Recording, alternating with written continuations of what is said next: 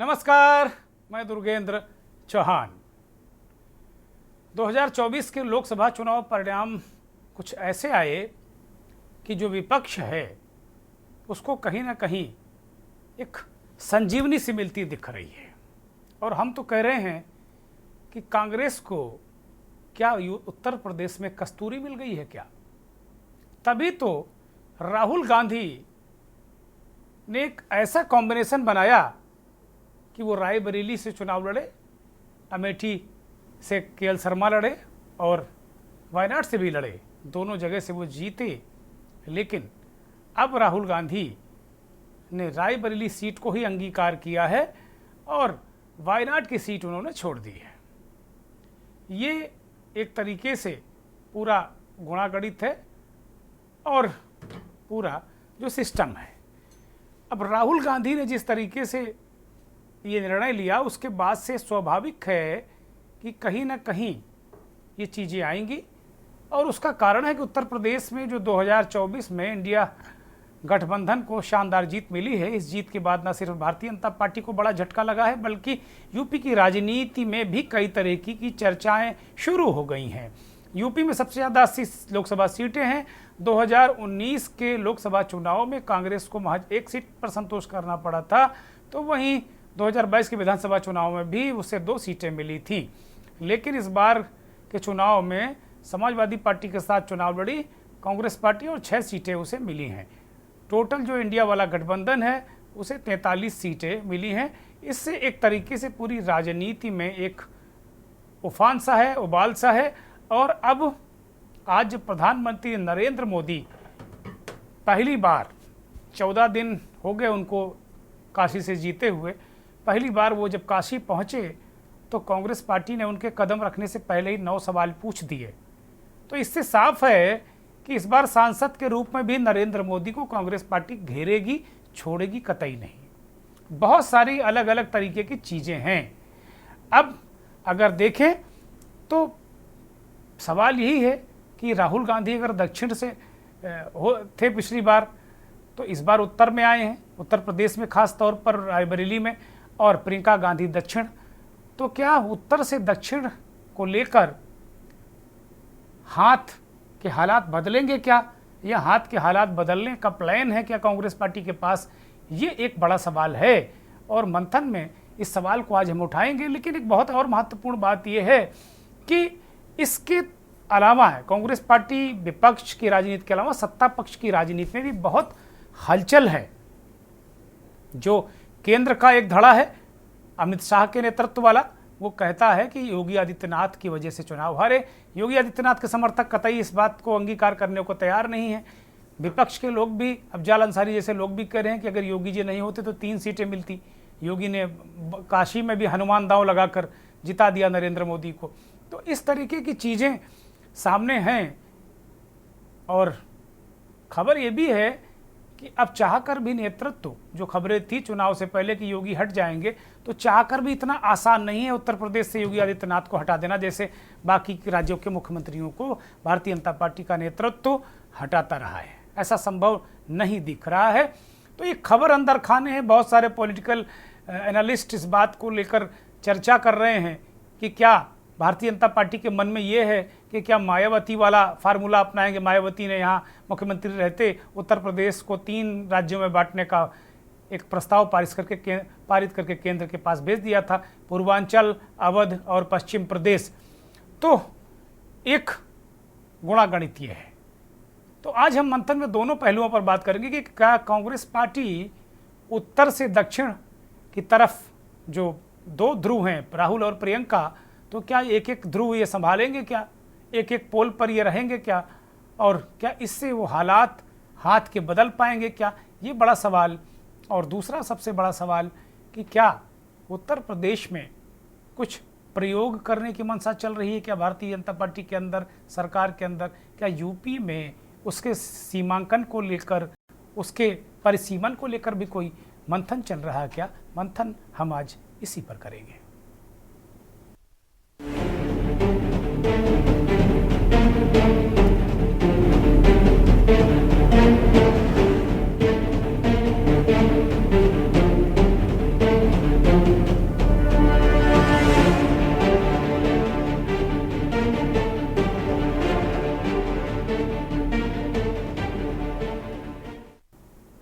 उत्तर से दक्षिण बदलेंगे हाथ के हालात, ये सवाल आज हम उठा रहे हैं। लेकिन कांग्रेस में काफ़ी जोश है, राहुल गांधी भी काफ़ी जोश में है, और अब कांग्रेस का हर नेता जरा सा आप छेड़ दीजिए, फिर देखिए कैसे आक्रामक हो जाता है। बीजेपी तो ये कह रही कि भाई थोड़ी सी सफलता भी इन्हें पच नहीं रही है, लेकिन 10 साल के सूखे के बाद पार्टी एक बार सम्मानजनक आंकड़ों में पहुंची है, तो बहुत आक्रामक रणनीति पार्टी ने बनाई है। संसद का सत्र शुरू हो रहा है 24 तारीख से, और 27 तारीख को आमना सामना होगा सदन में प्रधानमंत्री का।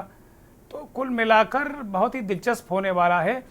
लेकिन क्या जानबूझकर राहुल गांधी अमेठी से चुनाव नहीं लड़े, रायबरेली से लड़े और फिर वो जीते, वायनाड को छोड़कर रायबरेली में रहे? इसके पीछे का गणित क्या है, इसके पीछे का संदेश और संकेत क्या है? मोटे तौर पर ये लोग मानते हैं कि जब वो रायबरेली से सांसद रहेंगे तो जाहिर सी बात है उत्तर प्रदेश में उनकी सक्रियता ज़्यादा रहेगी, आना जाना ज़्यादा रहेगा, पार्टी का यहाँ उभार होगा।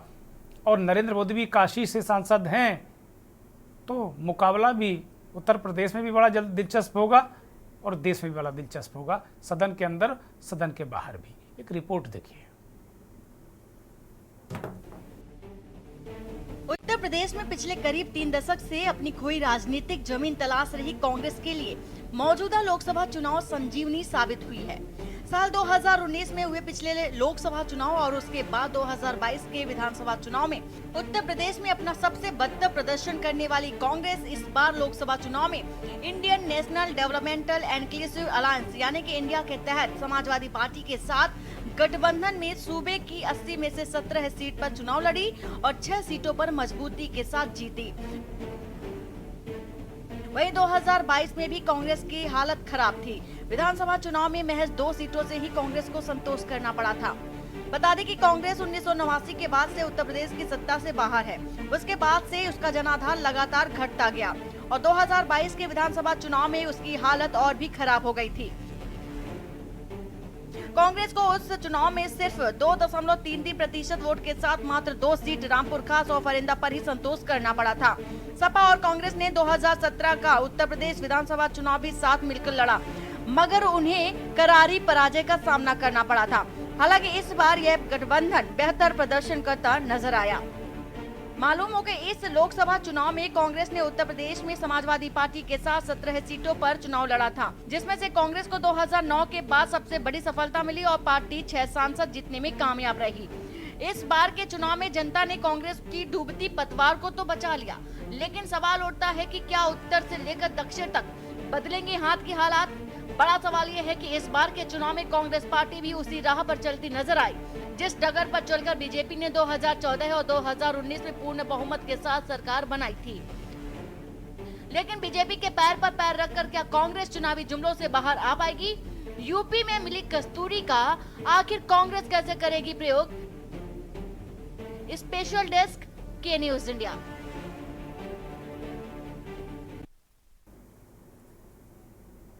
अहम सवाल कि क्या कांग्रेस को यूपी में कस्तूरी मिल गई है?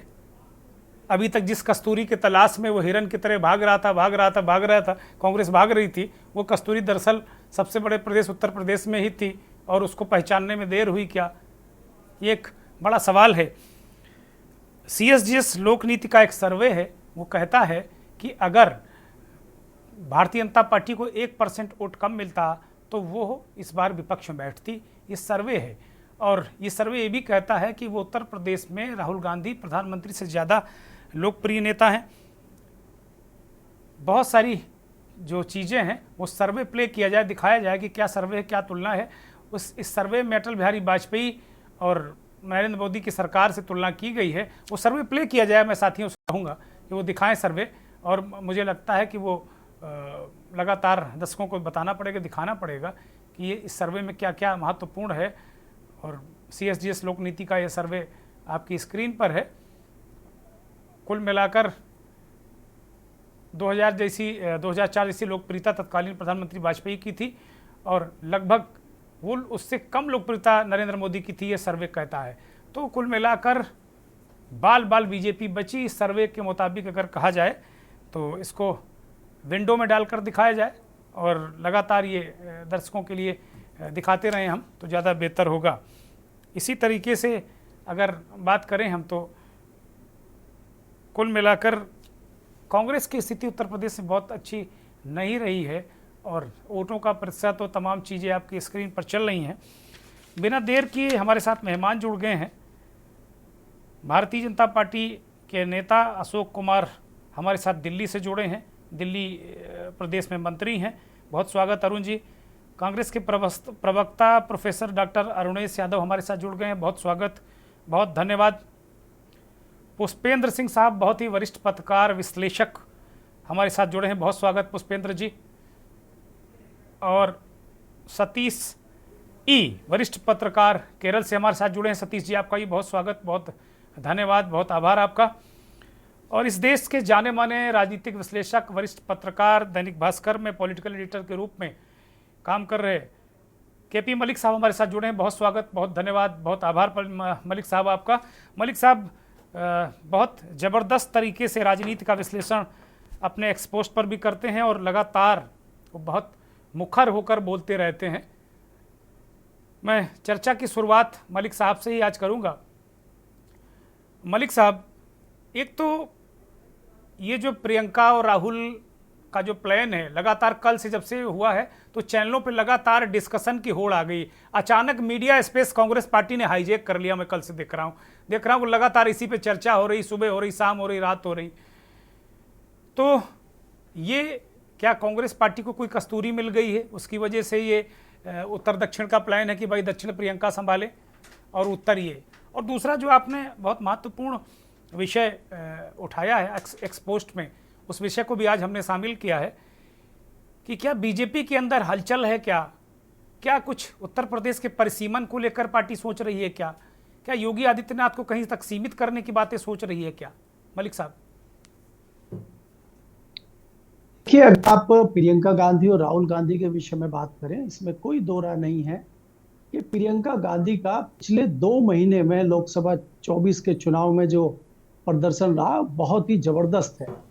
जिस तरह से वो लोगों से कनेक्ट हुई, जिस तरह से प्रधानमंत्री के तमाम दावों का, तमाम आरोपों का उन्होंने जवाब दिया और जिस तरह से उनका कंटेंट हमने देखा, भाषा शैली उनकी देखी और कम शब्दों में अपनी बात को कह देना, लड़की हूं, लड़ूंगी, जीतूंगी, उस तरह की चीजें, मंगलसूत्र पर जो उन्होंने प्रधानमंत्री के आरोप का जवाब दिया, उससे कहीं ना कहीं प्रियंका गांधी को मीडिया में भी, लोगों के दिमाग में भी एक जगह बनाने का अवसर प्रियंका गांधी को मिला।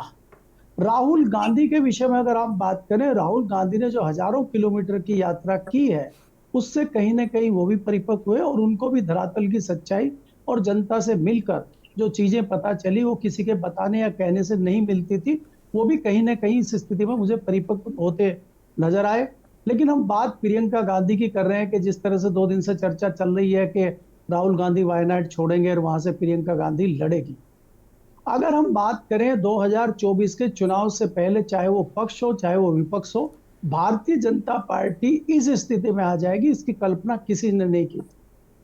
लेकिन भारतीय जनता पार्टी की जो स्थिति हुई है उससे सब सकते में है और कांग्रेस को एक बहुत अच्छा मौका मिल गया है। जिस प्रकार से उत्तर प्रदेश में राहुल गांधी और अखिलेश ने अपना नेतृत्व किया, सीटों का बंटवारा किया, उससे कहीं ना कहीं कांग्रेस को अपनी एक संजीवनी मिली है। जहां पे वो एक पे सिमट गए थे, खाली सोनिया गांधी पिछली बार जीत के आई थी और राहुल गांधी खुद हार गए थे, तो वहां कांग्रेस की 6 सीटें आना, और मेरी नजर में तो 3 सीटें ऐसी हैं कि कांग्रेस अगर थोड़ी मेहनत कर लेती, अच्छे उम्मीदवारों को टिकट देती, तो 3 सीटें और आ सकती थी, चाहे उसमें अमरोहा हो, चाहे मथुरा हो, चाहे फतेहपुर सीकरी हो पश्चिम उत्तर प्रदेश की, कुछ सीटें हो सकता है पूर्व में भी हो। लेकिन कांग्रेस भी इतनी शिद्दत से नहीं लड़ रही थी, उसको भी अंदाजा नहीं था कि इस तरह की परिस्थितियां हो जाएंगी। हालांकि चुनाव का प्रदर्शन जो इलेक्शन के दौरान में रहा, बात प्रियंका गांधी करते हैं, उन्होंने बहुत बढ़िया किया और इसलिए लगता है कांग्रेस पार्टी को लगता है कि अब उनको राजनीति में लाना चाहिए और अब उनको सदन भेजना चाहिए ताकि वो सदन में एक आवाज महिलाओं के लिए उठा सके। आपको एक और चीज समझनी होगी कि आज सदन में महिला नेता के रूप में एक वैक्यूम है।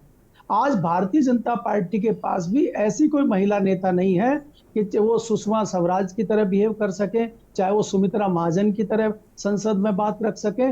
इस तरह की महिलाओं की भारतीय जनता पार्टी में बहुत कमी है। और महिलाओं का मुद्दा कोई छोटा मुद्दा नहीं है। जिस तरह से प्रियंका गांधी चल रही है, मुझे लग रहा है कि महिला के मामले में वो काफी फायदा कांग्रेस को पहुंचाएंगे और महिलाओं से जुड़ने का काम वो करेंगे। इसके अलावा जो दूसरा सवाल दुर्गेश जी आपने पूछा है उत्तर प्रदेश के परिप्रेक्ष्य में, इसमें कोई दो राय नहीं है कि दिल्ली का जो केंद्रीय नेतृत्व है वो कहीं ना कहीं आज बैसाखियों पे आ गया है और उसका सारा श्रेय उत्तर प्रदेश को जाता है। उत्तर प्रदेश में जिस तरह की परिस्थितियां थी, मैं लगातार पिछले 2 साल से कह रहा हूं कि शीर्ष नेतृत्व दिल्ली का और लखनऊ का जो नेतृत्व है उसके बीच में कहीं ना कहीं एक तलखी है, कहीं ना कहीं एक दीवार है। और उस दीवार का रिजल्ट आपको इस चुनाव में देखने को मिला और उत्तर प्रदेश में भारतीय जनता पार्टी की बुरी तरह हार हुई। उससे कहीं ना कहीं दिल्ली सत्ते में है। पहले तो वो मजबूत स्थिति में थे, उन्होंने उस समय कोशिश की थी योगी को हटाने की, लेकिन वो नहीं हटा पाए। आज की परिस्थितियों में उनका लगता नहीं है कि इस बूते की बात ये उनके है, तो वो फॉर्मूला 2 लागू करना चाहते हैं। फॉर्मूला 2 लागू करने से, यूपी का बंटवारा करने से एक तीर से वो 2 निशाने कर सकते हैं। क्योंकि हमें ये भी नहीं भूलना चाहिए कि अखिलेश यादव भी बहुत बड़ी ताकत बन के उभरे हैं और आज वो देश की तीसरी सबसे बड़ी पार्टी है जो भारत में लोकसभा के सांसद सबसे ज्यादा लिए हुए हैं। तो उनको भी किस तरह से निपटाया जाए, इसकी रणनीति भी भारतीय जनता पार्टी का शीर्ष नेतृत्व बना रहा है। तो उनका यह है कि अगर वो उत्तर प्रदेश का परिसीमन करते हैं और 3 राज्य भी वो बनाते हैं तो बाबा एक ही राज्य के मुख्यमंत्री होंगे। अखिलेश यादव का जो यादव बेल्ट है उसको अगर वो बांट देते हैं पश्चिमांचल में और बुंदेलखंड में, तो अखिलेश यादव को भी वो साध सकते हैं और अखिलेश यादव को भी बड़ा नुकसान पहुंचा सकते हैं, क्योंकि अखिलेश यादव भी उनके लिए बड़ा खतरा कल को साबित हो सकते हैं। तो इस तरह की रणनीति और इस तरह की चीजों को सोचते हुए शीर्ष नेतृत्व इस तरह की कुछ योजना बना रहा है। उसी की हमारे सूत्रों द्वारा कुछ खबर हमें लगी थी जिसका मैंने ट्वीट किया है और इस संभावना से इनकार नहीं किया जा सकता, क्योंकि मैंने लखनऊ के सूत्रों से भी जब ये बात की तो उन्होंने भी इस खबर की पुष्टि की है। तो मैं मान के चल रहा हूं कि इस तरह की योजना पे बहुत जल्दी अमल हो सकता है। ठीक बात है, ठीक बात है। मैं पुष्पेंद्र सिंह को चर्चा में शामिल करता हूं इस चर्चा को आगे बढ़ाते हुए।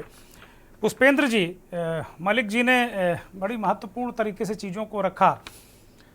कांग्रेस पार्टी को आप जैसे उत्तर से दक्षिण ये बात लगातार कही जा रही कि साहब ये साउथ और नॉर्थ 2 पोल के रूप में अब एक बड़ा नेता यहाँ एक बड़ा नेता वहाँ, क्योंकि दक्षिण में भी बीजेपी का पेनेट्रेशन शुरू हो गया है। मैं ये तो नहीं मानता कि वहाँ बहुत ज़्यादा उसने कुछ अच्छा कर लिया। एक सीट वो सुरेश गोपी की केरल में जीते हैं, लेकिन सुरेश गोपी इतने बड़े स्टार हैं कि वो जैसे अमिताभ बच्चन को कहीं से आप ला दीजिए तो वो जीत जाएंगे, तो वो उस तरह की स्थिति है। लेकिन आधार जनाधार जरूर बढ़ा है।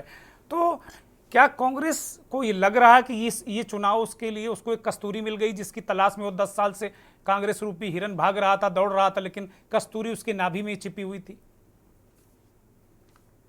देखिए, कांग्रेस पार्टी निश्चित रूप से आगे तो इस चुनाव में है, लेकिन अगर इनकी 125 सीटें करीब आ जाती और भाजपा की निश्चित रूप से सीटें कम होती, उसके समय 220 के आसपास रह जाती, तो सरकार किसी भी हालत में भाजपा के नहीं बन पाती। ये एक बहुत बड़े लक्ष्य से चूक गए हैं, ये भी बात हमें समझनी पड़ेगी जी। और 10 साल विपक्ष में बैठने के बाद अगले 5 साल भी बहुत बड़ी संभावना है कि विपक्ष में ही ये बैठे रहेंगे जी, क्योंकि 240 सीटें आज भी भाजपा के पास हैं, हमें ये नहीं भूलना चाहिए। और जो भी बैसाखियां जैसे जेडीयू है या चंद्रबाबू नायडू है, ये लोग भी देखिए अनस्टेबल सरकार ये भी नहीं पसंद करेंगे। ये लोग चाहेंगे कि स्थिर सरकार चलती रहे, लेकिन अपना जो भी इनको स्पेशल पैकेज चाहिए, बजट चाहिए, वो सारी चीजें यदि इनको मिलती रहेंगी तो ये जो है चुपचाप वहां पर बैठे रहेंगे, क्योंकि इनको मालूम है कि दूसरी पक्ष में जो है 30-40 सांसदों का गैप है, 234 के आसपास है, तो 40 सांसद तो वैसे चाहिए। ये दोनों टूट के आ जाएं, उसके बाद जो लोजपा पार्टी है वो भी टूट के आ जाए, फिर भी जो है शॉर्टफॉल पूरी करना मुश्किल है। तो इसलिए जो है फिलहाल जो गाड़ी चल पड़ती है लोग उसी में बैठते हैं। अब इन लोगों को यानी कांग्रेस को मैंने कई और सुझाव भी दिए थे कि भाई कुछ कमी रह सकती है, आप लोग जो है इस पर ध्यान करो ताकि जो है ये आपकी सीटें बढ़ें और जो दंभकारी और संविधान का पालन ना करने वाली, लोगों को कुचलने वाली, महंगाई, बेरोजगारी, तमाम मुद्दे हैं, उस तरह की बातें, क्योंकि किसान आंदोलन में हम लोगों ने चलाया था, महिला पहलवान आंदोलन में भी हम लोग रहे, तो एक बेरोजगारी की समस्या, महंगाई की समस्या, तमाम आंदोलन है। इसकी वजह से एक रोष है जनता के बीच में। आपको उसके आधार पे इस सरकार को बदलना होगा, लेकिन ये उस चीज को पूरी तरीके से नहीं कर पाए। हालांकि इन्होंने काफी अच्छा किया और जनता ने भी इस लड़ाई को लड़ने का काम किया और जनता ने काफी हद तक जो एक इनका ये समझ लीजिए कि डंक था, डंक निकाल दिया है। अब ये कमजोर स्थिति में आ गए। अब उत्तर और दक्षिण की जब हम बात करते हैं, दक्षिण में प्रियंका गांधी के जाने से निश्चित रूप से बहुत बड़ा लाभ मिलेगा। आपको याद होगा कि इमरजेंसी के टाइम पर भी जब चुनाव 77 में हुए थे, उस वक्त भी इंदिरा गांधी काफी बड़ी अच्छी संख्या में सीटें दक्षिण से लेके आई थी जी। और दक्षिण के लोग आज भी इंदिरा गांधी की छवि जो है प्रियंका गांधी में देखते हैं। तो ये अच्छा मूव है। और उत्तर प्रदेश ने क्योंकि एक बड़ा अच्छा स्टार्ट दिया है, जब 43 सीटें लेकर के आए हैं, एक आश्चर्यचकित करने वाला रिजल्ट दिया है, तो उसकी भी जो है रखवाली करनी या उसको आगे बढ़ाने के लिए राहुल गांधी को रायबरेली यानी उत्तर भारत में टिके रहना बहुत आवश्यक है। अब एक प्रश्न जो और आया उस पर भी मैं अपने विचार रख देता हूं, क्योंकि इस पर लगातार मैंने काम किया है उत्तर प्रदेश के विभाजन के विषय में। जी। देखिए, उत्तर प्रदेश के विभाजन की जो राजनीति है उसमें आप ये समझ लीजिए कि कहीं ना कहीं 62-63 से घट के जो 33 सीट आई हैं, 29-30 सीट घटी है, उसका बड़ा दंश जो है चाहे अमित शाह हो या नरेंद्र मोदी, उनको है कि भाई अगर ये सीट ना आती तो हमें किसी के ऊपर निर्भर रहने की आवश्यकता नहीं थी और जो हम सीना फुला करके काम करते थे उसी तरीके से हमारा चलता रहता। इसके लिए वो रेस्पॉन्सिबल मान रहे हैं, जिम्मेदार मान रहे हैं बाबा जी को, यानी कि मुख्यमंत्री जो योगी आदित्यनाथ। जी। अब क्योंकि उनकी ताकत खुद ही कम हो गई है, पहले भी चर्चा थी कि चुनाव के बाद हो सकता है जैसे खट्टर को चुनाव से पहले हटा दिया था, या 2-3 मुख्यमंत्री राजस्थान के, मध्य प्रदेश के सब एस्टेब्लिश जो नेता थे उनको बदल दिया गया, उत्तराखंड में पहले बदला गया, उससे पहले गुजरात में भी 2-3 बार बदले गए। तो इसी तरीके से जो भी जड़ जमा जाएगा पौधा, उसको उखाड़ के फेंकना, ये इनकी रणनीति रहती है। तो इस काम को तो अब ये करने में सक्षम नहीं है, क्योंकि इनकी उतनी ताकत नहीं बन पाई है और संघ भी इनका साथ नहीं देगा। तो एक नई योजना पर, जिसके विषय में जो है आदरणीय केपी मलिक साहब ने भी जिक्र किया है, वो चीज चर्चा मेरे कान में भी कहीं ना कहीं आई है। वरिष्ठ नेता के साथ मैं खुद भी बैठा हुआ था एक पिछले दिनों, तो उन्होंने भी इस बात का जिक्र किया कि हो सकता है ये स्टेप ले लिया जाए। अब इसमें क्या है कि अगर यूपी का 3 हिस्सों में बंटवारा कर दिया जाता है, पश्चिम, मध्य भाग और पूर्वांचल, तो ये 26-27 लोकसभा वाले गुजरात जितने स्टेट के मुख्यमंत्री बन के रह जाएंगे। तो इनकी बहुत बड़ी से नेशनल जो है राजनीति में उतनी नहीं रहेगी जितनी 80 सीटों पर बैठने की वजह से इनकी होती है, और बहुत बड़ा नुकसान या फायदा कराने की स्थिति में ये नहीं रहेंगे, पहली बात। दूसरा, एक टारगेट इनका ये भी है कि जिस तरीके से उभार 37 सीटें जीत करके समाजवादी पार्टी ने लिया है, उसको भी कंटेन करना है या उसको छोटा करना है। तो 3 राज्यों के करने से है, जिस तरीके से आपको मालूम होगा, उत्तराखंड अलग जब से हुआ है, समाजवादी पार्टी का वहां अस्तित्व खत्म हो गया। यदि ये 6 मंडल जो वेस्टर्न यूपी के अलग कर दिए जाए, मध्य में अलग कर दिया जाए, तो ये कहीं ना कहीं इटावा और आसपास के इलाके में सीमित हो जाएंगे समाजवादी पार्टी वाले। ऐसा हमने बिहार में भी देखा है। लालू यादव अब झारखंड में राजनीति नहीं कर पाते जब से उसका डिवीजन हुआ है। इसी तरह चंद्रबाबू नायडू की कोई राजनीति तेलंगाना में नहीं है। केसीआर की राजनीति तेलंगाना छोड़कर तो उससे बहुत सारे उदाहरण है, बहुत सारे उदाहरण है पुष्पेन जी, कि जब राज्यों का बंटवारा होता है तो इस तरह की स्थितियां होती हैं। डेमोग्राफिकल चेंज है, वो राजनीति पर बहुत असर डालता है। मैं आ रहा हूं, मैं आप ही के पास आ रहा हूं अशोक जी, क्योंकि बहुत सारे सवाल आप ही पर बन रहे हैं। अशोक कुमार, मैं आपकी तरफ रुख कर रहा हूं, भारतीय जनता पार्टी के दिल्ली के नेता हमारे साथ जुड़े हुए हैं। अशोक जी, उत्तर प्रदेश में जो वोट की चोट लगी बहुत तगड़ी, मैं देख रहा हूं आज दिन भर आजकल मीटिंग चल रही, और अभी तक जो कांग्रेस पार्टी 10 साल तक चुपचाप मुंह बंद करके प्रधानमंत्री जी को सुनती थी, आप लोगों को सुनती थी, सदन में प्रधानमंत्री जी पूरे विपक्ष को दौड़ा लेते थे, मैं कहूंगा दौड़ा लेते थे, सीना ठोक कर दौड़ा लेते थे कि एक अकेला सब पर भारी। आज प्रधानमंत्री जी का कदम काशी में पड़ा नहीं कि कांग्रेस ने 9 सवालों की ऐसे ही एक कागज भेज दिया कि अब इनको झेलो, कि आप बड़ी बड़ी बातें करने आए हो, आज अब इनको देखो भाई कि ये आपने वहाँ विद्यालय कौन सा बनवाया, वहाँ लोग गंदा पानी पी रहे, बहुत सारे सवाल हैं, आपने भी सुना होगा। तो अब आपकी पार्टी और आपकी राह कठिन होने वाली है। एक प्रश्न आपसे ये है, और दूसरा ये है कि जैसा केपी मलिक साहब कह रहे हैं, पुष्पेंद्र जी कह रहे हैं, ये कहीं ना कहीं मसला तो है, तब ये धुआं बाहर तक आ रहा निकल कर। अशोक जी देखिए, मैं आपको बहुत पहले तो एक सबसे अच्छी बात ये कि आपने कहा एक अकेला सब पर भारी, ये बात बिल्कुल चरितार्थ है। एक अकेला सब पर भारी, एक अकेला 240 लेके आया और पूरा विपक्ष 240 पे नहीं पहुंचा। अब तो संघ कह रहा है ये अहंकार छोड़ दो, संघ कह रहा है ये अहंकार छोड़ दो भाई, तो अब तो छोड़ दो, अब तो छोड़ दो। संघ कह रहा है कि अहंकार छोड़ो। जो सेवक होता है, जो सेवक होता है, ये नहीं कहता कि मैंने किया मैंने किया मैंने किया, तो अब तो अहंकार छोड़ दो, भागवत जी ने कह दिया भाई। नहीं, देखिए, अब अहंकार, ये अहंकार वाली बात नहीं है दुर्गेन जी।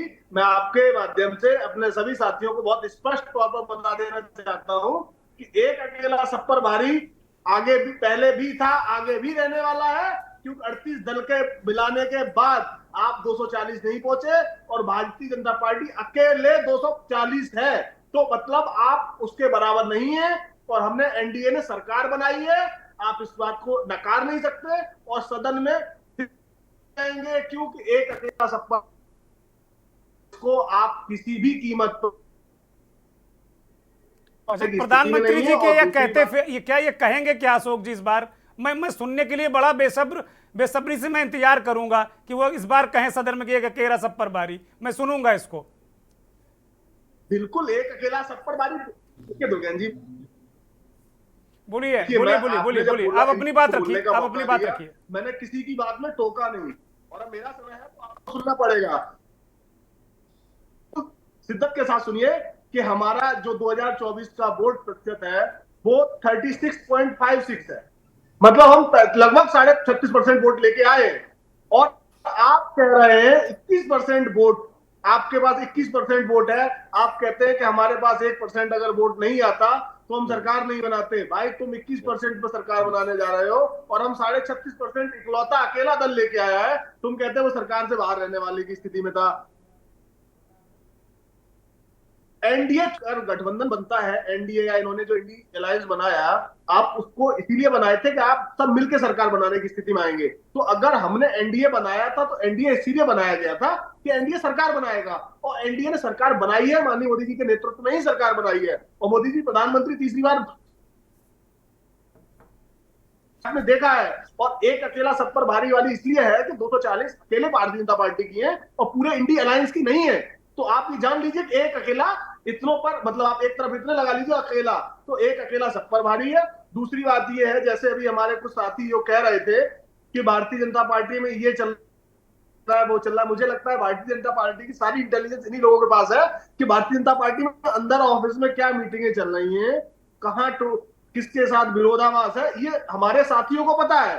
मैं पार्टी का पदाधिकारी हूँ, पार्टी का कार्यकर्ता हूँ, ये जानकारी मेरे पास होनी चाहिए। हमारे विपक्ष के साथी हमारे यहाँ से जानकारी अगर रख रहे हैं, दिल पे हाथ रखो, आपके अंदर है अशोक बाबू, दिल में हाथ रखो, आपको है, लेकिन आप कह नहीं सकते हो, आपकी मजबूरी है। केपी मलिक इस देश के बड़े राजनीतिक पत्रकार है, वो कह सकते हैं, मैं कह सकता हूं।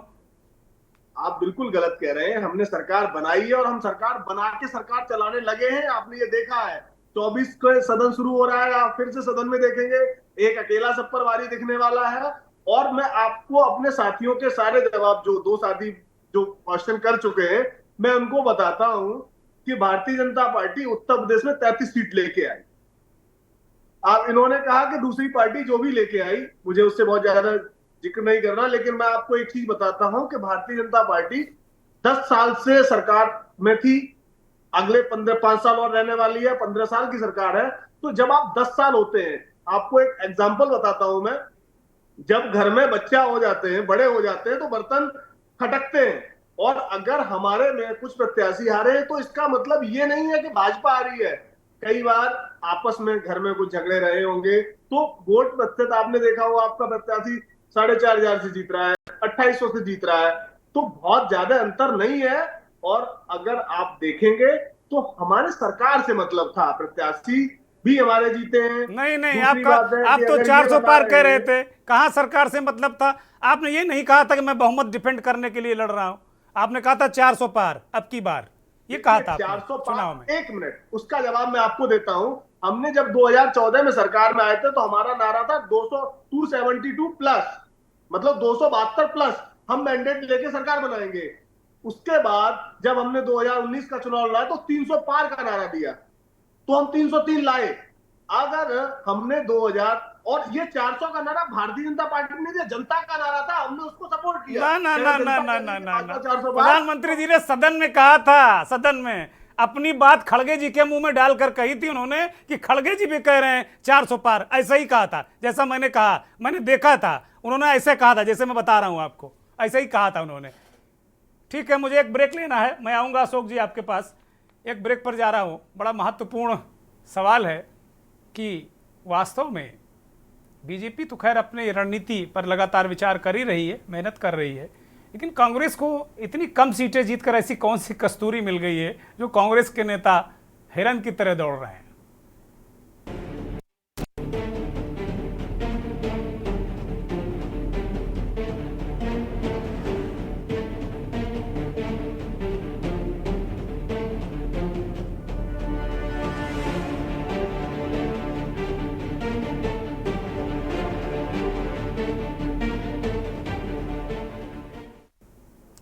ब्रेक से लौट आए और सीधे रुख करेंगे कांग्रेस पार्टी के नेता प्रोफेसर अरुणेश यादव की तरफ। अरुणेश जी, ब्रेक से पहले अशोक कुमार भारतीय जनता पार्टी के वरिष्ठ नेता दिल्ली से हमारे साथ जुड़े हैं। उन्होंने कहा कि आपने ऐसा कौन सा कस्तूरी ढूंढ लिया भाई जो आप भागे भागे फिर रहे हो हिरन की तरह, ऐसा क्या कर दिया है, कौन सा तीर मान लिया। उन्होंने कहा था सरकार हम बनाएंगे, तीसरी बार बना ली, प्रधानमंत्री मोदी हो गए हैं, इतना खुश क्यों हैं आप लोग आजकल। देखिए दुर्गेन सर जी, वो गालिब जी का एक शेर याद आ रहा है, मिर्जा गालिब का, जो हमारे बीजेपी के साथी अभी कह रहे थे वो साहब दिल बहलाने के लिए ये ख्याल अच्छा है। जो अभी हमारे बीजेपी के साथी कह रहे हैं कि एक अकेला सब पे भारी, इसी वजह से फोटो फ्रेम में कह रहे हैं कि दिल आप बहला रहे हो कि आप जीत गए हो, वास्तव में आप जीते नहीं हो, हारे हो। अरुणेश यादव वो कह रहे हैं आप हारे हो आप हार कर भी इतना खुश हो कि कस्तूरी ढूंढ रहे हो, अभी भाग रहे हो इधर से उधर।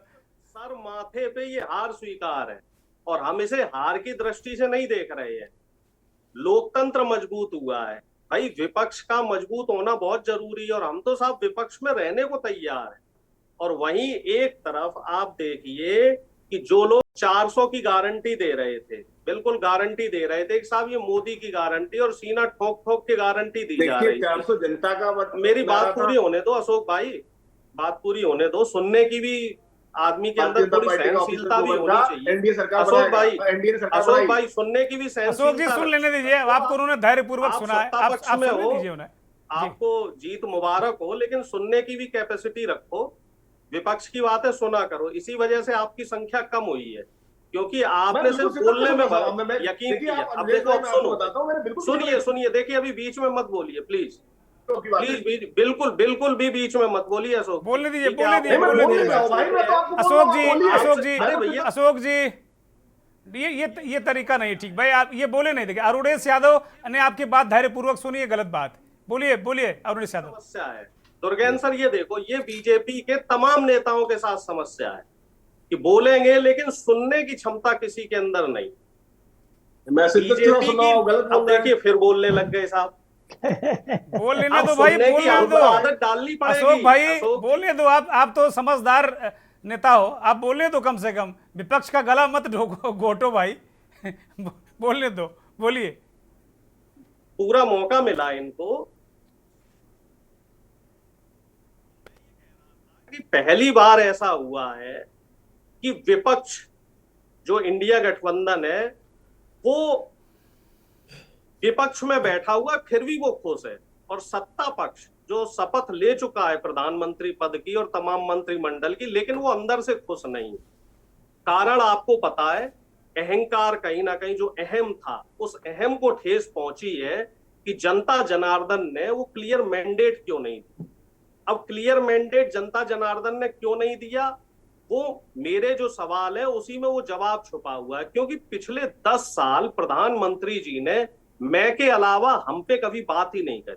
मन की बात तो करी मोदी जी ने, लेकिन कभी जनता का दर्द नहीं सुना, कभी किसानों का दर्द नहीं सुना, कभी बेरोजगार युवाओं का दर्द नहीं सुना। तो साहब वो दर्द था, वही दर्द था जो आज इनको इस स्थिति में लेके आए। और अगर आप अभी भी नहीं संभलेंगे तो ये आंकड़े आगे भी कम हो सकते हैं। आगे भी राज्यों के चुनाव होंगे और कोई जरूरी नहीं है कि आप 240 पे हैं तो 5 साल आप सरकार चला ही लेंगे, क्योंकि आगे क्या होना है, भविष्य में क्या चीजें होनी है, जनता जनार्दन है। और हमारे देश की जनता बड़ी महान है। हमारे देश की जनता ने अगर किसी को अर्श पे बैठाया है तो उसे फर्श पे भी लाके पटक दिया। हाँ, आपको और तमाम आपको ठीक उदाहरण ठाक ऐसे अनुभव है रहे। इसका, आपकी पार्टी को ठीक ठाक अनुभव है। बिल्कुल बिल्कुल, जी। हम सत्ता में रहे थे, हमने अगर गलतियां करी तो जनता ने हमें साहब परिणाम भी दिए। और अभी भी हमें कोई मलाल नहीं है, हम 100 सीट पे हैं, हमारी मान लो 10-5 सीट कम भी आती तो कोई दिक्कत नहीं थी। भाई देखिए, जनता जो जनादेश दे उसको स्वीकार करना चाहिए। ये नहीं कहना चाहिए कि साहब हम इतने अकेले इतने ठीक है, हैं, ठीक है। तो बाकी अब ये सारे बताओ कि प्रियंका और राहुल, ये क्या उत्तर से दक्षिण आप लोगों ने क्या ये एक पुल बनाने की कोशिश की है? क्योंकि भारतीय जनता पार्टी दक्षिण में भी अब बहुत तेजी से पेनेट्रेट कर रही, घुस रही है। बिल्कुल निश्चित तौर पे बीजेपी की जो सीटें हैं वो दक्षिण भारत में बढ़ी हैं। तो इसके तहत पार्टी का जो CWC होता है, जो हमारे यहाँ वर्किंग कमेटी बोली जाती है, तो उसकी बैठक हुई थी कुछ दिनों पहले। तो उस बैठक में ये तय किया गया कि राहुल जी या तो वायनाड रहेंगे या फिर रायबरेली रहेंगे। और चूंकि आगामी चुनाव है और उत्तर प्रदेश से ही देश की राजनीति चलती है, तो ये तय किया गया कि राहुल गांधी जी को रायबरेली से ही रहना चाहिए। तो अब सवाल ये उठा कि साहब अगर राहुल गांधी जी रायबरेली रहेंगे तो वायनाड कौन रहेगा? तो इसमें एक फॉर्मूला तो ये हो सकता था कि जिस तरीके से अमेठी से एक साधारण कार्यकर्ता को टिकट दिया गया था, तो क्या वायनाड से भी एक कार्यकर्ता को टिकट दिया जाए। लेकिन इसमें फिर कई जो सीनियर लीडर्स थे उन्होंने ये बोला कि अगर वहां भी हम किसी कार्यकर्ता को टिकट देते हैं तो कहीं दक्षिण भारत में गलत संकेत ना जाए कि राहुल गांधी जी ने दक्षिण भारत छोड़ दी। तो इस वजह से खड़गे साहब ने, जो हमारे राष्ट्रीय अध्यक्ष जी हैं, तो उन्होंने ये निर्णय लिया कि प्रियंका जी को वायनाड संभालना चाहिए, जिससे कि एक बैलेंस बना रहे। जो उत्तर और दक्षिण का एक जो बैलेंस है, उस बैलेंस को बनाने के लिए कहीं ना कहीं खड़गे साहब ने ये निर्णय लिया। अरुणेश यादव, आप पूरी CWC की ब्रीफिंग दिए दे रहे हैं। अशोक जी कह रहे हैं कि जो मलिक साहब को पता है वो कैसे पता चल गया। ये देखिए, दो राजनीतिक दल हैं। एक कह रहा है कि भाई ये तो सिर्फ मुझे ही पता है, जो मलिक साहब को पता है, और आप पूरी ब्रीफिंग हमारे कार्यक्रम में दे रहे हैं कि CWC में हुआ क्या। तो ये दो राजनीतिक दलों का अपना अपना सोचने का तरीका फर्क है। मैं केरल से बहुत ही वरिष्ठ पत्रकार सतीश ई साहब हमारे साथ जुड़े हुए हैं, काफ़ी देर से इंतजार कर रहे हैं। माफ़ी के साथ मैं सतीश जी आपकी तरफ रुख कर रहा हूँ। ये जो दक्षिण का किला बचाना या दक्षिण किला, ये प्रियंका गांधी की उम्मीदवारी वायनाड से, इसके पीछे क्या मानते हैं आपकी प्रियंका गांधी ही क्यों? जबकि एनी राजा ने बहुत गुस्सा भी जाहिर किया है कि राहुल गांधी ने धोखा किया वायनाड के साथ में। सतीश जी, ये वायनाड के लोग ऐसे नहीं सोचते हैं कि राहुल गांधी को ही धोखा दिया, समथिंग लाइक दैट। ये न्यूज़ था ये एयर पे, क्योंकि अब राहुल गांधी रायबरेली में जाएगा, वायनाड छोड़ देगा, तो बिल्कुल प्रियंका उधर आएगा। इधर ऑप्शंस ज़्यादा है, बहुत बढ़िया नेता भी है, वो इलेक्शन में कर सकता है। लेकिन जो डिमांड था ये इधर का UDF का, इधर UDF है ना, जो इंडिया गठबंधन नहीं है इधर, जी तो एक कांग्रेस और CPM आपस में लड़ते हैं। तो इधर ये UDF वो वर्कर्स का जो उसका वो बहुत इंतजार कर रहा था कि प्रियंका गांधी इधर आएगा, क्योंकि this is one of the safest constituency जी लोकसभा में कांग्रेस के लिए। केरला में भी वो उधर you can't expect any unexpected thing there. So बहुत सेफ जगह है। वो प्रियंका गांधी को लॉन्च करने के लिए इससे भी अच्छा जगह नहीं मिलेगा। तो वो that was the main reason why they chose Wayanad to land Priyanka Gandhi into the election. So people are happy, especially the UDF are happy at that. वो प्रतीक्षा कर रहे हैं कि इस टाइम पे राहुल गांधी से भी ज्यादा भूरिपक्ष मिलेगा, राहुल गांधी से भी ज्यादा मेजोरिटी मिलेगा। सो एक्चुअली 16% है ये इस इलेक्शन पे बीजेपी केरला में 16% आया। जो आप कस्तूरी की बात कर रहे थे, बीजेपी को इस साल केरला में कस्तूरी मिला क्योंकि अभी सुरेश गोपी ने जीत गया एक सीट पे। लेकिन वो बहुत बढ़िया एंटी इंकम्बेंसी फैक्टर चल रहा है केरला में। वो नेक्स्ट इलेक्शन तक, ये लेजिस्लेटिव इलेक्शन तक हो जाएगा तो कोई दिक्कत नहीं होगा, आसानी से जीतेगा। 5 लाख का और 4 लाख और 5 लाख के बीच में जो मेजोरिटी आएगा वो आसानी से जीत पाएगा। तो वही सिचुएशन है इधर। और दूसरा है कि केरला से और दक्षिण से वो फीमेल कैंडिडेट्स कांग्रेस के लिए नहीं जीता है। स्पेशली केरला से कोई पार्टी में कोई फीमेल कैंडिडेट्स नहीं जीता है ये इलेक्शन पे। तो by placing a female candidate is also forward politics. हाँ So, सतीश जी, जैसा जैसा अभी मलिक साहब ने कहा कि संसद में एक बहुत ही प्रखर और मुखर महिला सांसद की जरूरत है, महिला नेता की जरूरत है संसद के अंदर, महिलाओं के मसइलात, उनके मुद्दों को उठाने के लिए। उसी बात की तस्दीक आप भी कर रहे हैं कि केरला से कोई महिला नहीं पहुंची है। तो ये एक केरला से नहीं पहुंची, और मलिक साहब कह रहे हैं कि सुषमा स्वराज जैसी कोई इतनी प्रखर वक्ता किसी भी दल से, चाहे भारतीय जनता पार्टी हो चाहे अन्य, पूरी संसद में नहीं है। तो प्रियंका गांधी अगर वहां वायनाड से जीत कर जाती हैं तो निश्चित तौर पर कांग्रेस को भी फायदा होगा और महिला वोटरों को वो एक तरीके से गोलबंद कर सकेंगी। क्या प्रियंका गांधी को वहां ले जाने का एक बहुत बड़ा कारण अगले साल जो विधानसभा चुनाव हो रहा है केरल में, यूडीएफ उसकी तरफ भी देख रहा है क्या? बिल्कुल बिल्कुल, वो ये सेकंड फैक्टर, क्योंकि अभी एंटी इंकम्बेंसी है, क्योंकि सीपीएम को 25% वोट मिला है। ये दूसरे बार पिनराई विजयन गवर्नमेंट आ गया, लेकिन अब ये सिचुएशन यूडीएफ के लिए थोड़ा अच्छा होता है। So they are all set to get the power. तो वो एक अच्छा निशाना है, क्योंकि प्रियंका गांधी जब इधर आ गया, so she can win the election, and that will encourage the Congress party for the next upcoming election. And मेरी सबसे मैं इंटरेस्टिंगली ये देख रहा हूँ कि कौन इधर बीजेपी के लिए लड़ेगा। लास्ट टाइम राहुल गांधी के खिलाफ अभी उसका स्टेट प्रेसिडेंट आ गया, लेकिन उसको कुछ उधर परफॉर्मेंस नहीं कर पाए, वो उसका वो डिपॉजिट भी नहीं मिला वापस, क्योंकि उधर 16% वोट पूरा केरला में मिला, 13% वोट खाली वायनाड में मिला था। So now I was going through the Twitter and all. So people were asking, why can't Smriti Irani come to Kerala and contest for? मेरे मन में भी सतीश जी, मेरे मन में यही सवाल था।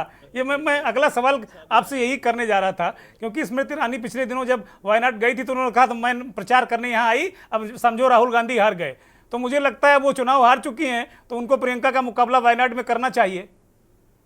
आज एक इंटरव्यू देखा था अनी राजा के, तो पत्रकार ने उससे पूछा कि आप इधर और एक बार इलेक्शन में कंटेस्ट करेंगे, तो उन्होंने बोला कि पार्टी जो बोलेगा मैं वैसे ही करेगा।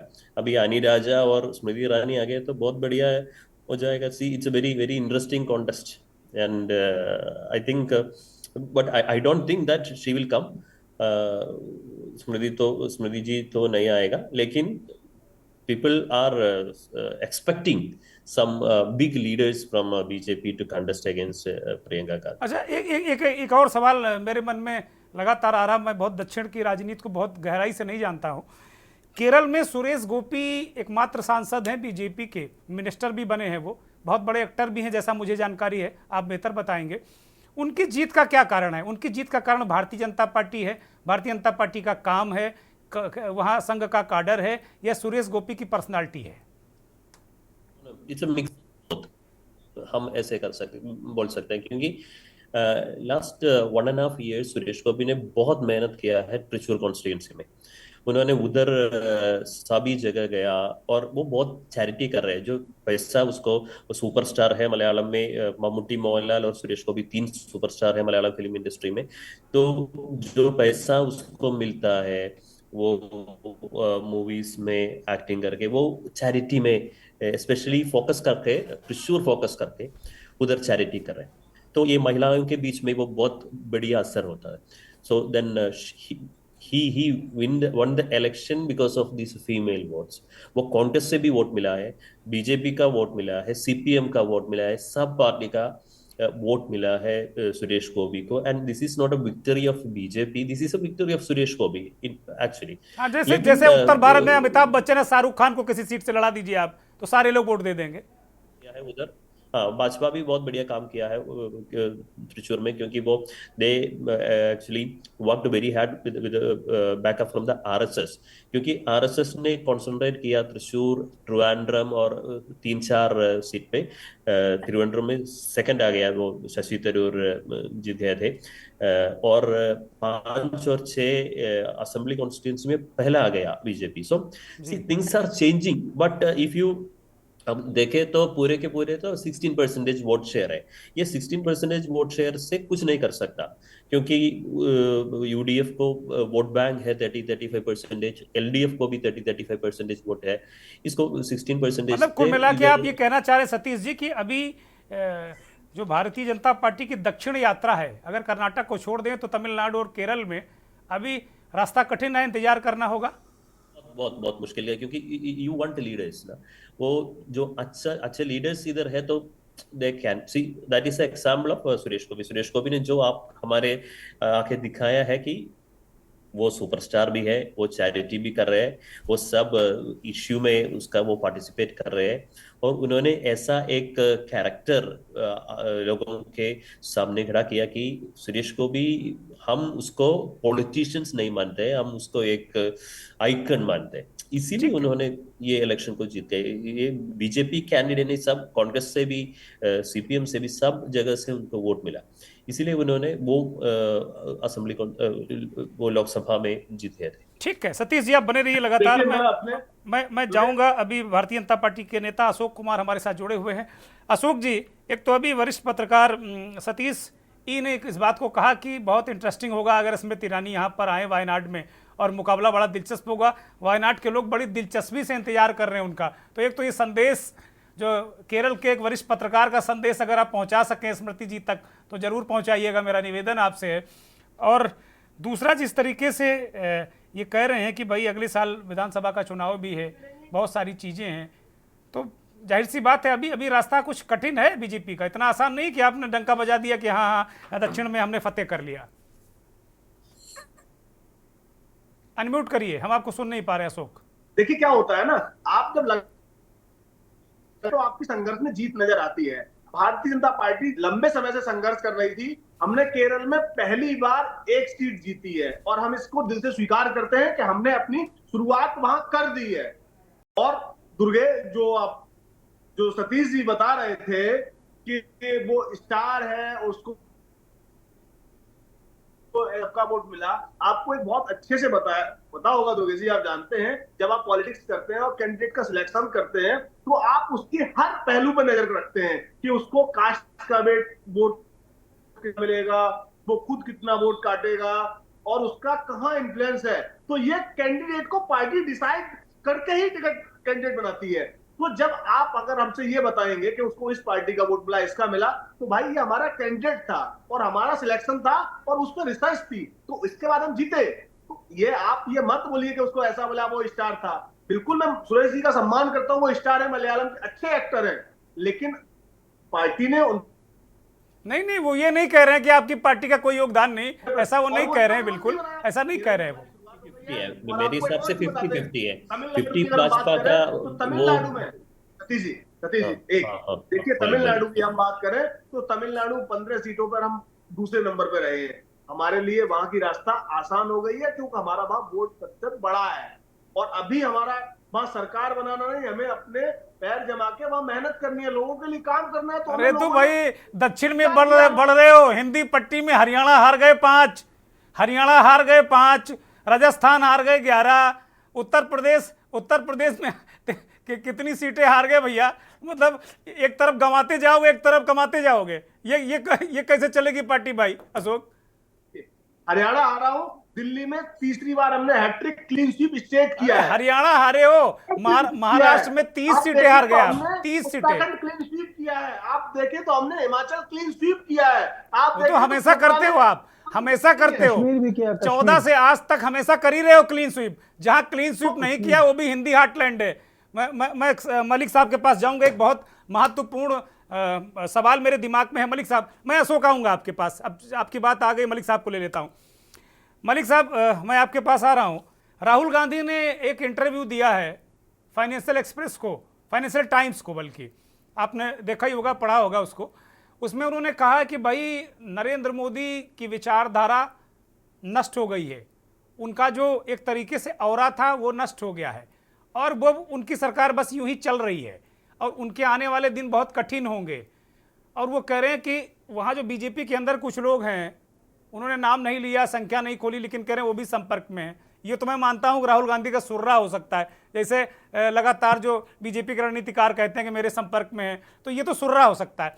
लेकिन उन्होंने बड़ी मजबूती के साथ में कहा कि नरेंद्र मोदी की जो एक तरीके से विचारधारा नष्ट हो गई है, उनका पूरा जो नैरेटिव था वो नष्ट हो गया है। ऐसा क्यों कहा उन्होंने? एक पॉलिटिकल एनालिस्ट के रूप में इसे कैसे देखते हैं आप? दुर्गेन जी, आप देखिए कि जिस प्रकार से भारतीय जनता पार्टी में 10 साल की एंटी इनकम्बेंसी है, और मोदी जी का जो पिछले 1-1.5 साल के भाषण हम चुनाव के दौरान सुनते हैं, तो उससे कोई आम व्यक्ति भी कह सकता है कि मोदी जी का वो ऑरा नहीं है जो 19 में या 14 में हम देख रहे थे। दूसरी बात, अगर राहुल गांधी इस बात को कह रहे हैं कि उनके संपर्क में कुछ भारतीय जनता पार्टी के लोग हैं, अवश्य होंगे, क्योंकि आपको नहीं भूलना चाहिए कि भारतीय जनता पार्टी में वो व्यक्ति, वो नेता, वो एमपी बहुतायत में हैं जो तोते के डर की वजह से आए थे, जो वॉशिंग मशीन की वजह से आए थे, और वो वापस सत्ता के साथ जाना चाहेंगे या कांग्रेस के साथ जाना चाहेंगे। और अभी ये डिसाइड नहीं हुआ है कि इंडिया गठबंधन सरकार नहीं बना सकता या वो हमेशा के लिए बाहर बैठ गया है। आपको याद रखना चाहिए कि भारतीय जनता पार्टी की आज तक संसदीय दल की मीटिंग नहीं हुई है। अगर मोदी जी एनडीए के लोगों की मीटिंग बुलाते हैं और एनडीए की मीटिंग के साथ ही अपने लोगों को बुला के अपने आप को नेता चुन लेते हैं और शपथ ले लेते हैं, आप उस चीज का इंतजार करिए जिस दिन भारतीय जनता पार्टी के संसदीय दल की मीटिंग होगी। वो क्यों नहीं हो रही है? तो वो लोग जो है वो इंतजार कर रहे हैं, इंतजार बहुत सारे लोग कर रहे हैं, इंडिया गठबंधन के लोग भी कर रहे हैं, एनडीए के लोग भी कर रहे हैं। तो राहुल गांधी की 100% बात का तो मैं समर्थन नहीं करता, लेकिन राहुल गांधी की कई सारी बातें बिल्कुल ठीक है। अगर राहुल गांधी बिना किसी तथ्यों के, बिना किसी सुनी सुनाई बात नहीं कह रहे हैं, उन बातों में कुछ ना कुछ दम है, वो हमें समझना चाहिए। जी निश्चित तौर पर पुष्पेंद्र जी, ठीक है, अब इस समय चूंकि भारतीय जनता पार्टी हारी है, तो अब हर आदमी भारतीय जनता पार्टी को ज्ञान देने पे तुला हुआ है। अब हम देख रहे हैं आजकल ट्विटर पे बहुत लंबा ज्ञान चल रहा, और भारतीय जनता पार्टी वाले जूझ भी रहे हैं। अशोक, आ रहा हूं मैं आपके पास, आ रहा हूं, अधीर मत होइए भाई, मैं बहुत धैर्य के साथ में डिबेट करता हूं, बहुत धैर्य के साथ में। आपको भी पर्याप्त समय दिया। अच्छा, आप ही बोल लीजिए, मैं पुष्पेंद्र जी को बाद में ले लूंगा। बोलिए, क्या कहना चाह रहे हैं? मैं आपको बताता हूं, आपके यहाँ मुझे बार बार सुनने को मिलता है कि भारतीय जनता पार्टी आ रही। भारतीय जनता पार्टी नहीं, एनडीए ने सरकार बनाई और हम एनडीए के साथ चुनाव लड़ रहे थे। तो आप बार बार अगर ये कहेंगे कि भारतीय जनता पार्टी आ रही, तो हम आ रहे नहीं है। हमने सरकार, ठीक है, मैं कह रहा हूं भारतीय जनता पार्टी जीती है, भारतीय जनता पार्टी जीती है, 240 सीट पाकर उसने बहुमत प्राप्त कर लिया। क्या मेरे कहने से ऐसा हो जाएगा? क्या भारतीय जनता पार्टी ने अकेले बहुमत प्राप्त कर लिया क्या 240 में? मैं कहीं भी दूंगा भारतीय जनता पार्टी जीती है। आपको 10 साल एनडीए की याद आई क्या? एनडीए की याद आई क्या? कभी आप कहते थे एनडीए क्या बनाई क्यों? अगर आप ये कहेंगे, मोदी का गारंटी का क्या हुआ फिर? एनडीए कहां था? चुनाव जीता है भाई, एनडीए चुनाव लड़ रहा था। आप बार बार कहते हैं भारतीय जनता पार्टी आ रही, अच्छा भाई, भारतीय जनता पार्टी आ रही। मलिक साहब आज से हम पत्रकार ये कहने लगे कि भाई भारतीय जनता पार्टी जीती है। और एनडीए कहां चला गया था जब 400 पार था मोदी का नारा? भारतीय जनता पार्टी आ रही। ये तो जबरदस्ती कि आप जो हम नहीं कहना चाह रहे हैं आप हमसे कहलवाओगे, जो सत्य नहीं वो हमसे क्यों कहलवाओगे भाई? अशोक भाई, ये पार्टी फोरम पे कहो, पार्टी एनडीए में शामिल हो, ये कुल मिलाकर अगर देख लो, एनडीए को 400 पार में केवल आप 330 सीटें दे रहे थे, 30 सीटें, और 370 अपनी बता रहे थे, 240 पे आ गए, 240 पे आ गए, 400 पार में 30 सीटें एनडीए को दे रहे थे आप। देखिए क्या है, आप राजनीति की बात करेंगे तो राजनीतिक भाषण में और जमीन पर हमें, अच्छा जुमला, ये विपक्ष वाले ठीक ही कह रहे थे कि जुमला ही है, हमको लग रहा है। कोई कह देगा 500 पार तो संभव नहीं है ना, और होगा 543 में 500 पार भी होंगे, ऐसा कुछ नहीं है। चलिए, मेरे पास वो बाइट भी है, लेकिन अब वक्त नहीं है। नरेंद्र मोदी की वो बाइट भी आपको मैं सुना देता, जो आप कह रहे थे कि नहीं 400 पार वाला ये तो ऐसे ही आ गया था, मोदी जी ने कभी नहीं कहा है। 500 पार की बात कर रहा हूँ, देश की जनता 500 पार करेगी भारतीय जनता पार्टी को, इंतजार करिए। 500 पार, मैं आपको बता रहा हूँ 500 पार। अरे थोड़ा कितना 500 इंतजार चलो, करें, 500 10 साल पार तो हो हो गए। क्या बात कर रहे हैं? चलो चलो, जब 500 पार होगा ना तो मैं आपको संसद में देखूंगा, मैं आपको संसद में देखूंगा, दिल्ली के किसी 6 से मेंबर ऑफ पार्लियामेंट। पुष्पेंद्र जी एक छोटी सी टिप्पणी, मैं कार्यक्रम खत्म करूंगा। ठीक है अशोक जी, हो गया। पुष्पेंद्र जी एक छोटी सी टिप्पणी जल्दी से। अगले 6 महीने में इनके दुर्दिन और पड़ेंगे। जैसे हरियाणा हार रहे हैं, ये महाराष्ट्र हार रहे हैं, झारखंड हार रहे हैं, दिल्ली हार रहे हैं, फिर इनका जो और जो बचा कुचा है वो भी जो है खत्म हो जाएगा। इससे पहले ही ये प्रदेश मतलब बांटना आपको चाहते दिल्ली हैं में एक सीट और नहीं मिली, आप कह रहे हैं आप बाबा जीत रहे हैं। पनिशमेंट देना क्या बात चाहते है? हैं। ये स्थिति आएगी, 6 महीने बाद डिबेट कर देना, रिकॉर्डिंग रख लो इसकी, मैं आपको पहले ही आपको predict कर दिल्ली दी। में 0, उत्तराखंड में 0, आप कह रहे हैं भाई सरकार अरे हार रहे दिल्ली हो। में क्या अरविंद हारोगे केजरीवाल आप। की सरकार, वो क्या एनडीए की सरकार होगी क्या? वो इंडिया की सरकार नहीं होगी क्या? ये तो हमेशा से हुआ है, 10 साल से आप दिल्ली की सत्ता में नहीं है और लोकसभा हारते हैं अरविंद केजरीवाल और कांग्रेस पार्टी। तो इस बार तो अरविंद केजरीवाल इंडिया में है ना, तो सरकार तो उन्हीं की होगी। बिल्कुल ठीक है। अरुणेश जी एक छोटी सी टिप्पणी, अरुणेश जी बहुत जल्दी में। देखिए मैं आपको बता वो रहा कह हूँ रहे हैं जैसे- 500 पार कर लेंगे, आप कहते रहिए, अरे ये नैरेटिव बनाते तो रहिए। साहब 1000 पार भी कर सकते हैं, कुछ भी कर सकते हैं साहब। 500 पार हो गए। कहते हैं ना, आज आप बिना हड्डी की जबान होती है, कैसे भी चला लो। अशोक अभी भी भाई आज समय पता है। नहीं मैं किससे अपने मिलकर आ गए बीजेपी हैं आप के पार्टी साथियों के को अंदर, कहना चाह रहा हूं किस कि नेता अभी से भी मिलकर समझ आ गए जो जाएं। ऐसी बातें कर ये जो रहे हैं। अहंकार है इसको छोड़ दें और सरकार जो बनी है जनता के लिए काम करें। जो मुद्दे हैं, महंगाई, बेरोजगारी, भ्रष्टाचार और किसान की समस्या, इस पे काम कर ले तो हो सकता है ये 5 साल सरकार चला लें। और अगर ऐसे ही बयानबाजियां देखिए अरविंद भाई, आप इस बात की सलाह देते दो, हमारी रहेंगे सरकार तो चल रही है, सरकार नहीं सरकार चलनी चलती रहेगी। साहब। आप ठीक है, ठीक है, ये ठीक है, public ये तरीका नहीं है, उनको बोलने दीजिए। आपको वो बोल रहे हैं तो उनको बोलने दीजिए भाई। जानती है। और अभी जनता विपक्ष में जनार्दन बहुत जो समझदार है सैकड़ा साहब। नहीं पार हुआ, अगली बार ये ढाई का भी आंकड़ा अरे आप बढ़ जाएगा। 543 जीत लेना भाई, अगर इसी तरीके से 543 पूरी बयानबाजी जीत लो। तो अगली बार सतीश जी एक छोटी सी टिप्पणी, दक्षिण की जो स्थिति है, क्या कांग्रेस को वहां ओवर कॉन्फिडेंस में है क्या कांग्रेस? क्योंकि बीजेपी वहां पेनेट्रेट कर रही, घुस रही है।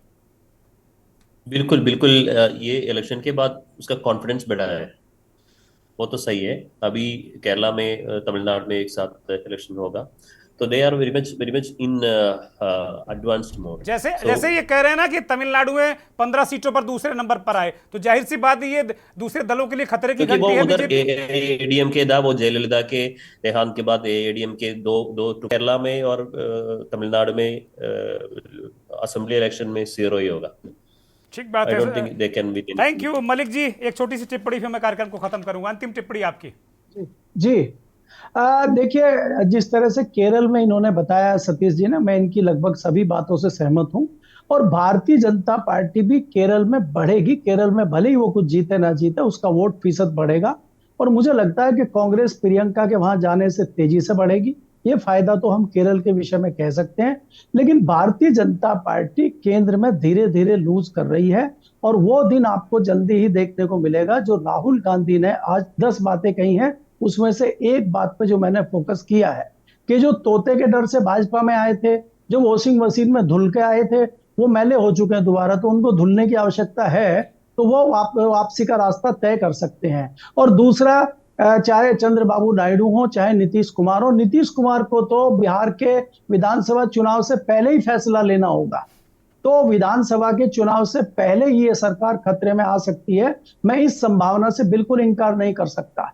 और दूसरी बात जो अशोक जी कह रहे हैं कि भाई हमें पता नहीं, आपको कैसे पता लग गया, तो मुझे नहीं पता अशोक जी किस पद पे हैं, भारतीय जनता पार्टी के कौन से माले पे बैठते हैं दफ्तर में। मैं 35 साल से भारतीय जनता पार्टी को कवर कर रहा हूं और मेरे सूत्र हैं भारतीय जनता पार्टी में, सूत्र हैं गृह मंत्रालय में, सूत्र हैं। और हमें ये चर्चा इस तरह की शब्द है तो राज को भारतीय थोड़ा सा जनता राज है। पार्टी के बीच में लोगों मत को बोलिए, ये नहीं बीच में पता मत बोलिए, बोलने दीजिए उनको। और भारतीय जनता पार्टी के किसी अब कार्यकर्ता ये पदाधिकारी ने भारतीय बात जनता करके पार्टी के लोगों कुछ को लोगों की यही प्रॉब्लम ये है बहुत कि वो तरह से सुनना हमारे नहीं लिए। चाहते, दूसरों को नहीं बुरा बताइए क्या नहीं, बोल रहे हैं। अशोक जी चिंता मत करिए, जल्दी टिकट मिलेगा आपको, चिंता मत करिए। तो आप सही बोल रहे हैं क्या? मैं गलत बोल रहा हूँ, झूठ बोल रहा हूँ तो बोलने दो ना मुझे। देखिए, आप भी गलत तो बोल इसलिए रहे हो। बोल रहे हैं कि आप अगर 400 किसी भारतीय जनता पार्टी पार के कर रहे कार्यकर्ता थे, से मोदी किसी जी से की बात गारंटी करके दे रहे थे आप। इंटेलिजेंस अरे अगर भैया, निकाल के मोदी चैनल जी पे की गारंटी दे रहे थे, प्रचार आज कर आप रहे हैं, एनडीए ये बता बहुत रहे हैं। गलत है। ये हमारे लिए और आप जो है, अरे ठीक है मैं मलिक साहब, thank you very much. Ashok ji धन्यवाद, डॉक्टर अरुणेश यादव बहुत धन्यवाद, पुष्पेंद्र सिंह जी आपका धन्यवाद, सतीश ई साहब आपका भी धन्यवाद। बहुत आभार उन दर्शकों का जो के न्यूज़ को देखते हैं, हमारे इस खास कार्यक्रम मंथन को अपना स्नेह और प्यार लुटाते हैं। वास्तव में जिस तरीके से राजनीतिक विश्लेषकों ने कहा कि भारतीय जनता पार्टी की राह कठिन है, लेकिन कांग्रेस के सामने भी उत्तर भारत में चुनौतियां हैं।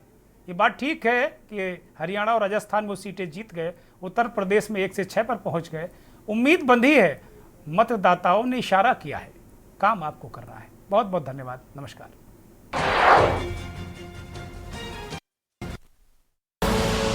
आप देख रहे हैं के न्यूज़, खबरों का सारथी।